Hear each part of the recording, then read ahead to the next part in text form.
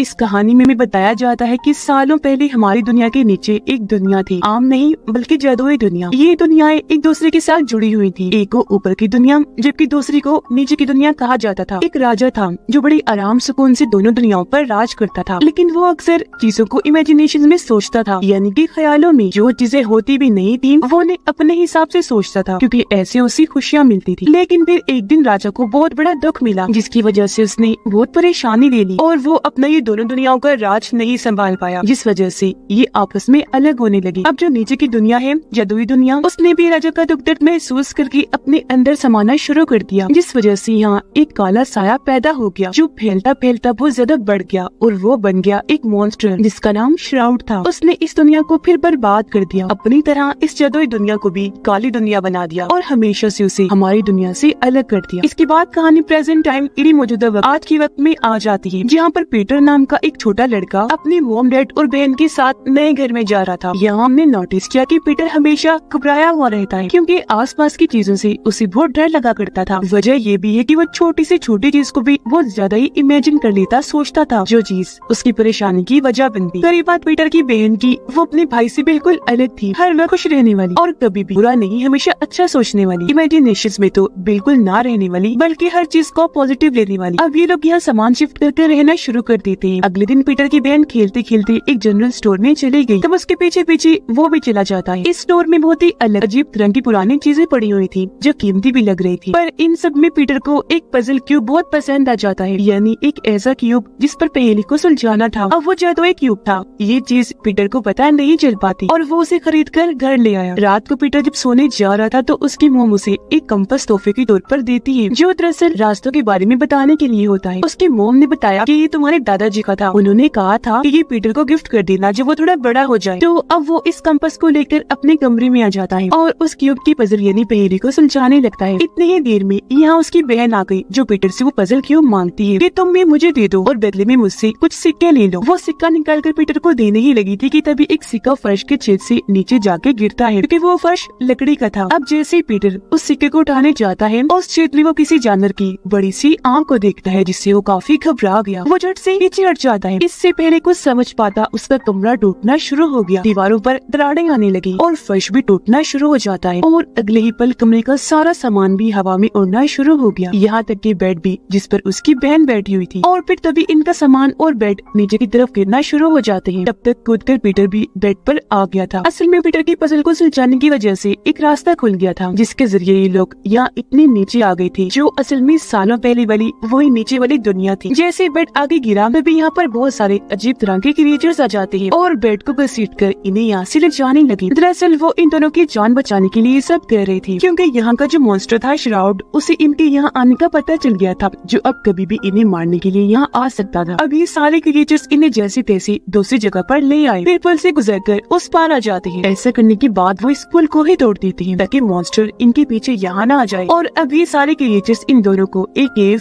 इन्हें कार में ले आए। बच्चे आसपास बड़ी गौर से देख रहे थे और इन्हें काफी हैरत भी हुई कि ये हमारे साथ क्या हो रहा है। कि तभी यहाँ क्रिएचर्स का हेड आया, जो इन दोनों को यहाँ देखकर काफी गुस्सा हो जाता है, क्योंकि ये इंसान है जिनका यहाँ होना किसी खतरे से खाली नहीं है। ये सुनकर एक बड़ा क्रिएचर सामने आया, कहता है कि आप गुस्सा मत करें और सबको बताता है कि पीटर और उसकी बहन का यहाँ आना कोई इत्तेफाक नहीं, बल्कि सालों पहले ये प्रेडिक्शन पेशेंट को की गई थी कि ये दोनों बच्चे यहाँ आएंगे और पीटर जो यहाँ का राजा होगा, वो इस दुनिया को और हम सबको श्राउड से बचाएगा और इस दुनिया को पहले जैसा ठीक कर देगा, क्योंकि सालों पहले जो यहाँ के राजा थे, पीटर उन्हीं का खून है। ये बताकर वो बड़ा क्रिएचर दोनों को केव के और अंदर ले आया और दीवार पर लिखी वो प्रेडिक्शन दिखाता है, जहाँ पीटर और उसकी बहन की एक ड्राइंग बनी हुई थी। इनके अलावा और भी कई सारी तस्वीरें वहाँ बनी हुई थी, जो सब दिखाकर बड़ा क्रिएचर उन्हें यहाँ के पास्ट माजी के बारे में बताता है कि कैसे यहाँ सालों पहले दोनों दुनियाओं पर एक राजा राज किया करता था, जो आपके ही बड़े थे। पर दुख की वजह से काले साइसी मॉन्स्टर श्राउड यहाँ पैदा हो गया और ये दुनियाएं अलग हो गई, जिस वजह से यहाँ पर रखी घड़ी टूट गई, जो टाइम बताने वाली इकलौती घड़ी थी, और ऐसी टाइम रुक गया। अब प्रेडिक्शन के मुताबिक पीटर को ही इस घड़ी को दोबारा शुरू करना होगा, जिसके लिए पीटर को कुछ और जादुई पजल क्यूब ढूंढने होंगे और उन्हें सुलझाना होगा, जिसके बाद उसे एक चाबी मिलेगी और उसी की मदद से वो घड़ी को चला पाएगा। जिससे अब पीटर और उसकी बहन को भी समझ आ जाती है कि अगर वो इस दुनिया से निकलना चाहते हैं तो पहले उन्हें इन पजल पहेलियों को सुलझाना होगा। अब अगला पजल क्यूब ढूंढने के लिए बूढ़ा क्रिएचर पीटर को एक किताब देता है, लेकिन ये पूरी ही किताब खाली थी। बूढ़ा क्रिएचर बताता है कि ये एक जादुई किताब है जिसे यहाँ का पढ़ा लिखा क्रिएचर जो दरअसल मैकेनिक है वो ही पढ़ सकता है, इसलिए अब तुम्हें उस मैकेनिक क्रिएचर के पास जाना होगा। ये सुनकर इनगाइड पीटर को उसके पास ले जाने के लिए मान गया। इनके साथ बूढ़े क्रिएचर का बेटा भी जा रहा था जिसका नाम प्लिंग था। पर निकलते हुए हेड और प्लिंग की बहस होने लगी क्योंकि दोनों को ही एक दूसरे पर भरोसा नहीं था। लेकिन इनका शोर शराबा सुनकर यहाँ श्राउड आ गया, वो इन पर हमला कर देता है जिस वजह से ये लोग भागे। लेकिन पीटर, उसकी बहन और प्लिंग गिरते गिरते काफी नीचे आ गई और अभी उस केव से बाहर आ चुकी थी। इन्हें पता चला कि हम तो गुम हो गए हैं। पर तभी प्लिंग पीटर के हाथ में वो कंपास देकर कहते हैं ये तो रास्ता बताता है, चलो इसका ही इस्तेमाल करते हैं। जी हाँ, अब ये लोग उसका इस्तेमाल करके आखिर उस मैकेनिक के पास पहुँच जाते हैं जो इस वक्त काफी सारे व्हील्स वाली मशीन को ठीक कर रहा था, जो एक पूरा स्टैचू था। ये लोग उससे मदद मांगते हैं जिस पर मैकेनिक का कहना था कि मैं भी बस रोफ हूँ, तुम जाओ फिर कभी आ जाना। जिस पर प्लिंग कहता है कि मेरे डैड ने मुझे भेजा है। अब ये सुनकर मैकेनिक उनकी मदद करने को राजी हो गया, फौरन निकलकर बाहर आ जाता है। वो पीटर से पजल लिखकर जैसे ही उस किताब पर रखता है कि तभी किताब पर लाइंस लिखी आ जाती है, कुछ तस्वीरें और नक्शे बन जाते हैं। ये भी लिखा गया था कि अगला पजल क्यूब कहाँ है और उस वक्त का रास्ता भी बना हुआ था। मैकेनिक क्रिएचर बताता है कि जब तुम एक पजल को सुलझा लिया करोगे ना तो अगला पजल कहाँ है वो तुम्हें इस किताब के जरिए पता चल जाएगा, पूरा रास्ता भी लिखा होगा। ये सब बताकर वो पीटर को एक छोटी सी डिवाइस देता है जो एक बल्ब डिवाइस थी और कहता है पीटर, ये तुम्हें अपने दिमाग से, अपने इमेजिनेशन से चलानी होगी, लेकिन इससे पहले तुम्हारे अंदर जो डर है उसे तुम्हें बाहर निकालना होगा, बिल्कुल खत्म करना होगा और ध्यान लगाकर इस किताब को पढ़ना होगा, जब तुम सब कुछ समझ पाओगे। अब उसके कहने पर पीटर आंखें बंद करके अपना डर निकाल कर ध्यान लगाता है। वो किताब पढ़ने लगा जिसके साथ ही वहाँ एक पहेली आ जाती है। अब पीटर की तो आंखें बंद थी, लेकिन इमेजिनेशन में वो पहेली जैसे पढ़ता है लिंक उसे सुलझा देता है, जिससे उन्हें पता चला कि अगला पजल पाने के लिए इन्हें एक खंडर वाली इमारत की जमीन पर जाके खड़ा होना है जहाँ के आसमान पर बहुत ही बड़ी आँख बनी हुई है। तो अब ये प्लिंग की मदद से उस खंडर में आ पहुंची और वहाँ उसकी जमीन पर खड़े हो जाते हैं जहाँ एक काफी बड़ी घड़ी की तस्वीर बनी हुई थी। अब घड़ी के हिसाब से यहाँ 12 नंबर थे, लेकिन इन्हें ढूंढना था अगला नंबर, क्योंकि जाहिर है वो घड़ी में नहीं होता। इनके 13 ये आसपास ढूंढती तो है लेकिन इन्हें वो नंबर कहीं नहीं मिलता। लेकिन पीटर फिर भी खंडर में वो नंबर ढूंढता रहता है जहाँ आखिरकार उसे एक काफी बड़ी तस्वीर में 13 नंबर मिल जाता है, जिसके नीचे बहुत सारे चूहों की तस्वीरें बनी हुई थी और वहाँ एक छोटा सा बटन भी बना हुआ था। उसे जैसे ही पीटर दबाता है ये दीवार खुलने लगी जो असल में खुफिया लॉकर तिजोरी थी, जिसके अंदर पीटर को अगला क्यूब पजल मिल जाता है, जिसे लेकर वो बहुत खुश हो गया। पर क्यूब निकलने की वजह से यहाँ एक काफी बड़ा ड्रैगन आ जाता है, जिसे देखकर पीटर काफी डर गया, जल्दी से एक पिलर के पीछे आकर छुप जाता है। लेकिन तभी उसे मैकेनिक क्रिएचर की कही बात याद आती है कि तुम एक राजा हो और एक राजा को बहादुर होना चाहिए, उसे अपने डर पर काबू पाकर अपनी ताकतों को पहचान कर उसका इस्तेमाल करना चाहिए। ये सोचकर पीटर अब बड़ी हिम्मत करके ड्रैगन के सामने आया और उसे कहते कि देखो मेरे पास यहाँ का पजल क्यूब है और मैं यहाँ का राजा हूँ। जो सुनकर ड्रैगन पीटर के सामने झुक जाता है, उसने सर पे झुका लिया, साथ ही वो माफी भी मांगता है कि प्लीज माफ कर दीजिएगा, मुझे पता नहीं था। साथ ही ड्रैगन ये भी बताता है कि मैं कोई भी शक्ल, कोई भी रूप ले सकता हूँ। जो सुनकर पीटर कहते हैं तो फिर ठीक है, हमें अगली पजल क्यूब वाली जगह पर ले जाओ, जो जगह असल में रेगिस्तान में बना मंदिर है। तो अब ड्रैगन अपना जिस्म थोड़ा सा बदलकर लोहे का बना लेता है जो उसका ऊपर बना हिस्सा था, क्योंकि उसने इन तीनों के लिए ये बैठने की जगह बना दी थी। और अब वो इन तीनों, इन्हीं पीटर, उसकी बहन और प्लिंग को लेकर उस मंदिर के पास आ जाता है जहाँ पर यहाँ के क्रिएचर्स की बहुत सारी मूर्तियाँ थी जो सभी सोल्जर्स क्रिएचर्स थी और सब पत्थर की बनी हुई थी। हालांकि पहले सब जिंदा और सही सलामत हुआ करती थी और पत्थर वो श्राउड की हमले की वजह से बनी थी।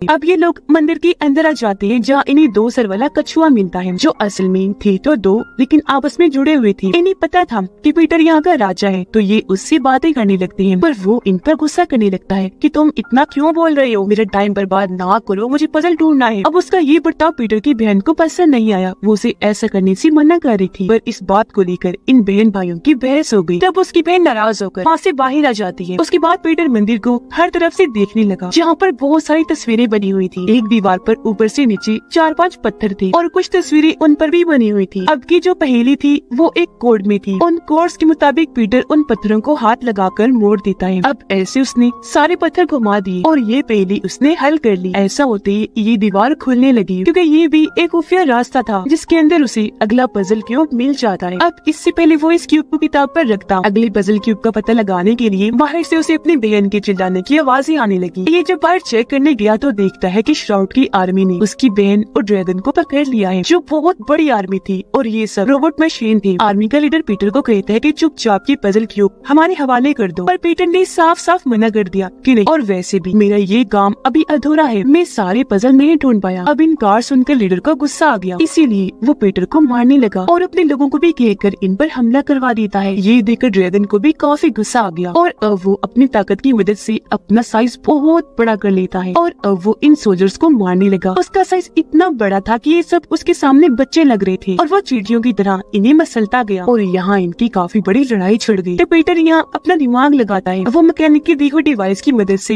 एक ही झटके में इस पूरी आर्मी को खत्म कर देता है। पर इस लड़ाई के दौरान एक सोल्जर ने पीटर की बहन पर हमला कर दिया था और क्योंकि वो श्राउड का सोल्जर था, इसीलिए अब धीरे धीरे उसकी बहन भी पत्थर में बदलने लगती है और अब उसकी बहन को ठीक करने का बस एक ही रास्ता था और वो था श्राउड को हराना, जिसके लिए इन लोगों को यहाँ उस घड़ी को फिर से चलाना होगा जो सालों पहले बंद हो गई थी। और क्योंकि अब टाइम इनके पास कम था तो अगले पजल क्यूब को ढूंढने के लिए वो निकल जाते हैं, जो इनका आखिरी पजल क्यूब होगा और उसकी लोकेशन एक पहाड़ के ऊपर थी, यानी वो वहाँ मिलेगा। ये लोग जब वहाँ पहुँचे तो कछुआ कहता है कि मुझे लगता है मैं यहाँ पहले भी आ चुका हूँ, पर याद नहीं कि कब। जिस बीच उसकी बहन की तबीयत खराब होने लगी क्योंकि वो अब और पत्थर की बन गई। ये देखकर पीटर को उसकी फिक्र होने लगी। वो कछुए और ड्रैगन को अपनी बहन के पास ही छोड़ता है और प्लेन के साथ आखिरी क्यूब पजल ढूंढने के लिए निकल जाता है। अंदर आकर वो पहेली को सुलझा तो लेता है, लेकिन जब वो पजल वाली जगह पर जाता है तो ये देखकर काफी हैरान रह गया कि वो तो वहाँ पर है ही नहीं, क्योंकि पहले ही कोई पजल क्यूब वहाँ से निकाल कर ले गया था। ये देखकर पीटर को काफी बुरा लगा। वो मायूस होकर बाहर आ जाता है, जहाँ अब उसकी बहन पूरी तरह पत्थर में बदल गई थी, जो देखकर उसे बहुत दुख हुआ। उसे गुस्सा भी आ रहा था, इसलिए वो बूढ़े क्रिएचर की दी हुई वो जादुई किताब नीचे फेंक देता है, क्योंकि अब इसका इन सबसे यकीन उठ गया था। उसे लगता है कि मैं कुछ भी ठीक नहीं कर पाऊंगा। और अब तभी कछुए को याद आता है कि मैं यहाँ कब आया था। वो कहता है, पीटर मैं जब यहाँ आया था तो आखिरी क्यूब मैंने ही वहाँ से निकाल लिया था ताकि श्राउड वो ना ले ले, वो मेरे पास है। जो कहकर वो आखिरी क्यूब पीटर को दे देता है, जो लेकर पीटर खुश तो बहुत हुआ क्योंकि अब सारे पजल क्यूब आ गए थे, लेकिन इस बात से उदास हो जाता है कि अब हमारे पास किताब नहीं है, क्योंकि वो तो उसने नीचे फेंक दी थी। वो रोने लगता है कि शिट ने कितनी बड़ी बेवकूफी कर दी। लेकिन तभी ड्रैगन जो उड़ सकता था वो उसे शांत करके नीचे चला जाता है किताब को ढूंढने के लिए, जो बहुत जल्द उससे मिल भी गई, जिसे लेकर वो वापिस आ जाता है। उसे लेकर पीटर किताब पर रखता है, जिससे इन्हें पता चला कि घड़ी को चलाने के लिए जो चाबी इन्हें चाहिए होगी वो हासिल करने के लिए इन्हें एक टावर में जाना पड़ेगा, जो क्लॉक टावर है। तो अब पीटर ना चाहते हुए भी अपनी बहन की मूर्ति को वही छोड़कर ड्रैगन के साथ क्लॉक टावर के लिए निकल जाता है।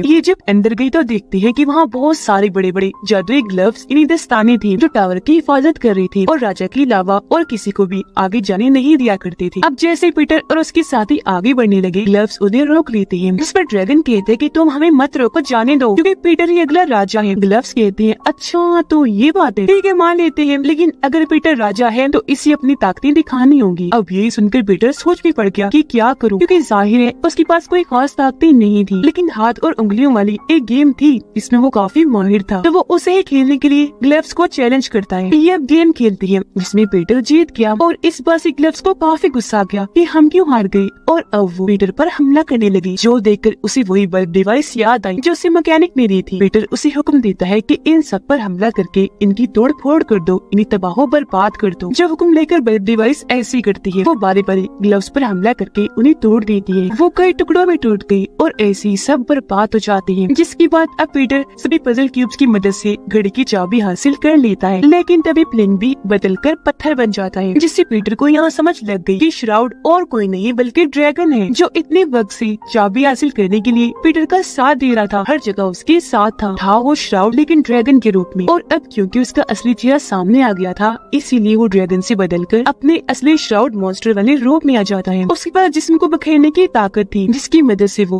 पीटर पर हमला कर देता है। है और यहाँ वो पीटर की सबसे हैरानकुन राज को सामने लाता है। असल में जो पीटर की बहन थी वो हकीकत में नहीं थी, बल्कि वो भी पीटर की इमेजिनेशन थी। सच तो ये है कि उसकी बहन की कुछ वक्त पहले ही मौत हो गई। वो इस दुख को झेल नहीं पाया, उसे यकीन नहीं आ रहा था उसकी मौत का, और तभी से वो उसे इमेजिन करने लगा, जिस वजह से वो उसे हर जगह दिखना शुरू हो गई। ये बताकर श्राउड उस पर हमला करने लगा। असल में अपनी बहन की मौत के बाद पीटर शर्मिंदगी में जिंदगी गुजार रहा था कि मैंने उसकी जान बचाने के लिए कुछ नहीं किया, मैं किसी काम का नहीं, और उसके डर और शर्मिंदगी का फायदा उठाकर श्राउड उसे कमजोर करने की कोशिश कर रहा था। पर अब उसे समझ आती है कि मैं अब इस दुनिया में आया हूँ तो यहाँ मेरी बहन सिर्फ मेरी इमेजिनेशन ही नहीं, बल्कि मैं जादू से उसे दोबारा जिंदा कर सकता हूँ, जो जिंदा होने के बाद ये इस दुनिया में ही रहे। तो अब वो बहुत खुश था इस बात से कि मुझे अपनी बहन को दोबारा जिंदा करने का एक और मौका मिला है। तो अब वो अपनी बहन और बाकियों को बचाने के लिए अपने सारे डर को मिटा देता है। इसीलिए वो अपनी बल्ब डिवाइस को भी हुक्म देता है और श्राउड पर हमला करवा देता है। और क्योंकि उसका जिस्म उलझा बिखरा हुआ था तो अब वो टूटकर बिखरने लगा, वो पूरा बर्बाद हो जाता है। और इस तरह यहाँ श्राउड का खात्मा हो गया, जिससे आज आखिरकार इस दुनिया का अंधेरा कालापन खत्म हो गया था। तो अब पीटर उस क्लॉक को चालू करके